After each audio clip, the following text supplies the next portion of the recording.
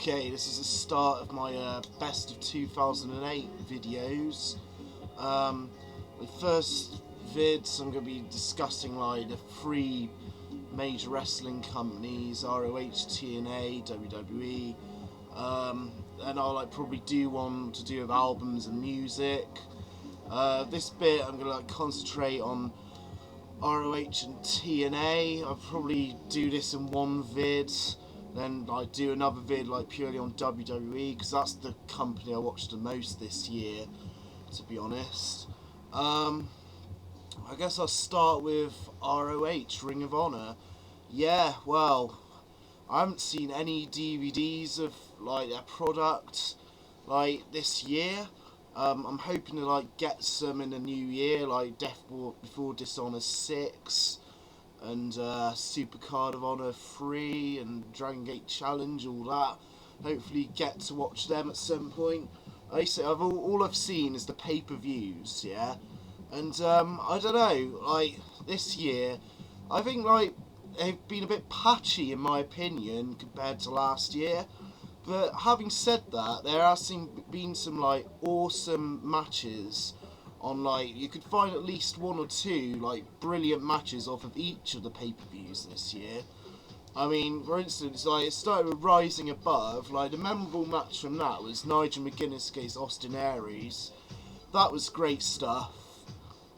Just really fueled with emotion, and it was on the cusp of Nigel turning heel and becoming a great champion in my opinion. I mean, Nigel McGuinness still has the belt, and at the moment he's the third or fourth longest reigning ROH champion ever, and I believe he's done a good job portraying his character and being a heel and a bit of a bastard, and just holding the title with dignity. When you see it in his matches, basically, he's been taking on all comers and making it look believable that they could have a chance at beating him. And to me, that makes a fucking great champion. And to me, he probably is the world champion of the year. Granted, I haven't seen any Noah or any other indie companies, and WWE and TNA, you know, the titles get diminished by the second, but I think he's brought a lot of prestige, and I don't know what these ROH fanboys' problem is, you know, with him being a champion and thinking his reign's stagnant, because I think the matches he's had has really delivered, and he's kept up this character of being a asshole and great champion really well. Also, the emergence of Tyler Black as a big player there has been great, you know. Take No Prisoners was my favourite pay-per-view, and in that pay-per-view you could tell he was going to be a breakout star and perhaps be a future champion in this company within time, and I really am hoping he is. I think he's won the FIP title now. That's a company I don't know a lot about, but that's all good, fair play. Yeah, Take No Prisoners was my favourite ROH pay-per-view of the year. My favourite match that I saw was probably Bryan Danielson versus Tyler Black at New Horizons. Just such a great match, great storytelling, a great spot at the end, and yeah, just brilliance basically. As I said, you must know, I'm not the biggest, I wouldn't call myself the biggest ROH fanboy, but what I see, I really love, and they could improve, but for what they have, they've done really well, presenting themselves. Obviously, Gabe Sapolsky stepped down as head booker, and Adam Pearce is now the booker.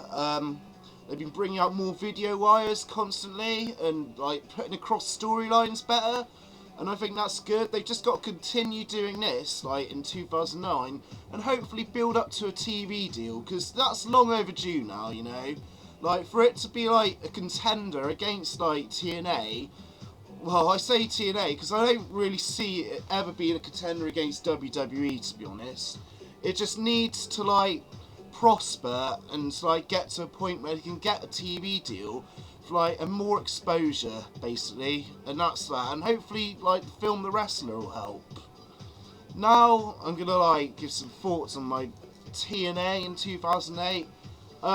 Yeah, I gotta be honest, I've been very turned off by the product. I've probably seen like 2 episodes of Impact this year, and they were both like ranging from shit to mediocre at best, to be honest. I've seen a handful of pay-per-views. I enjoyed like the matches with Christian Cage and Kurt Angle at the beginning of the year. They were really something. A feud with like Motor City Machine Guns and Team 3D was pretty good, but like it didn't really materialize well and didn't elevate the MCMGs like as much as it should have done. You know, they should have long had the belts long ago. Beer Money LAX, like good tag team feud. I really enjoyed their match at Hard Justice. It was wicked. The feud with Kurt Angle and AJ, that went really well. My best TNA match of the year is Kurt Angle versus AJ Styles at Hard Justice. My favourite pay-per-view from them is either Bound for Glory or Hard Justice itself. Hard Justice was surprising. It was full of gimmick matches, but to me it just all worked and came together, you know. It was great pay-per-view, what can I say? Obviously, like the last part of the year, the main event Mafia got introduced, and like it's quite a rip-off of stuff that's been done before, i.e. NWO, Billionaires Club against New Breed or whatever they were in WCW. Yeah, at the moment, like the feud's very one-sided and it's pretty wrong. Like, as Casey Legendary said, they can't act like they were the NWO of like 1996. Like, people have got to get elevated in this, like, for it to work. You know, the like front line, as they're called, have got to like be looked at as a threat, and hopefully this will materialise as it comes into 2009. If not, there's going to be major problems for TNA in 2009. More people are going to be turning off and feel alienated, and they just need to materialise on this feud. This feud could like possibly make or break TNA, in my opinion. Also, like, their video game came out. They've been getting like a little bit more exposure.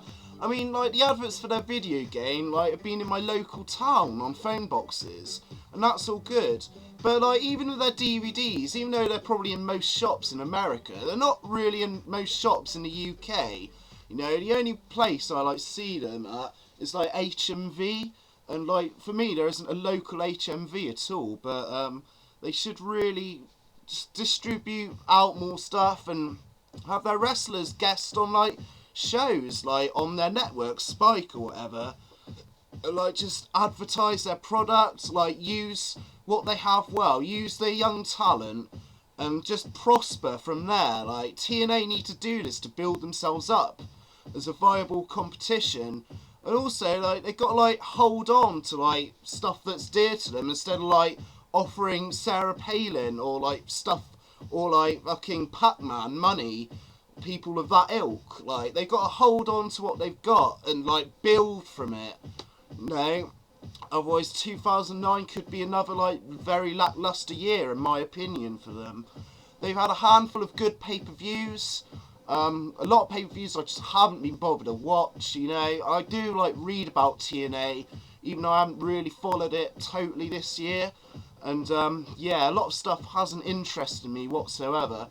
But as I say, just keep building and prospering and pushing your product. They're coming into England next month. Hopefully this will gain more of a fan base here and like worldwide or whatever. But yeah, I want ROH and TNA to definitely prosper and succeed to the full potential they can in 2009, you know. A lot's going to change for them, maybe. I mean, for TNA it could just stay stagnant and unwatchable, not unwatchable.